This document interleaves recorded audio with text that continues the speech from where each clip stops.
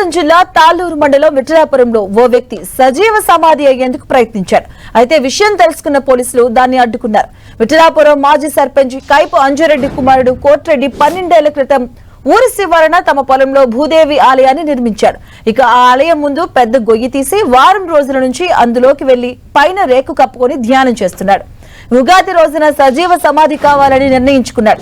కోట్రెడ్డి తన కుమారుడితో కలిసి ఆలయం వద్దకు చేరుకుని ప్రత్యేక పూజలు చేశాడు. ఇక అనంతరం సమాధిలా ఏర్పాటు చేసిన గొయ్యిలోనికి దిగి ధ్యానంలో నిమగ్నమయ్యాడు. అతని కుమారుడు ఆ గొయ్యిపై పెద్ద రేకు ఉంచి దానిపై మట్టి పోచి పూడ్చివేశాడు. ఈ విషయాన్ని తెలుసుకున్న కోట్రెడ్డి తండ్రి అంచురెడ్డి మరికొందరు అక్కడికి చేరుకుని బయటకు రావాలి అని కోరారు. తన ధ్యానానికి ఎవరూ ఆటంకం కలిగించవద్దని కోట్రెడ్డి సూచించారు. ఇక సమాచారం అందుకున్న తాళ్లూరు పోలీసులు అక్కడికి చేరుకుని స్థానికుల సాయంతో అతన్ని బయటకు తీశారు.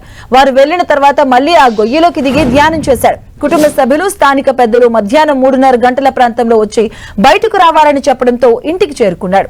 ప్రపంచ శాంతి కోసమే తాను సమాధి అవుతున్నానని కోట్రెడ్డి చెబుతున్నాడు.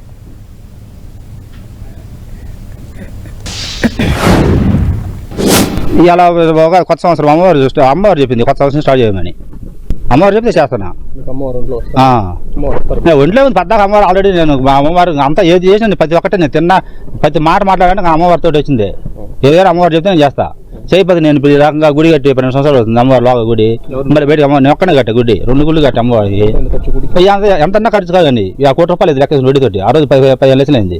డబ్బులు సమస్య కాదు ఇది. ఎంత నేను చేసా అంటే అక్కడ చూసి కట్టింది కాదు, ఇంకొక చేతి కట్టింది కాదు. ఇది నేను మొత్తం నేను సొంతం కట్టుకున్నాను. అమ్మవారి చేతి కట్టింది. ఇది ఇలా కట్టాలంటే మామూలుగా అమ్మవారు చెప్పకుండా నేను సొంతంగా నేను చేయలేను. ఏది ఇది కాదు, ఏది నేను చేయలేను. నేను ప్రపంచం అంతా సుఖంగా సంతోషంగా కలిసిమెలిసి ఉండాలని చెప్పి కులాలు మతాలు లేకుండా అందరూ వాడకుండా చెప్పి అమ్మవారి ముందు దీక్ష చేస్తున్నాను.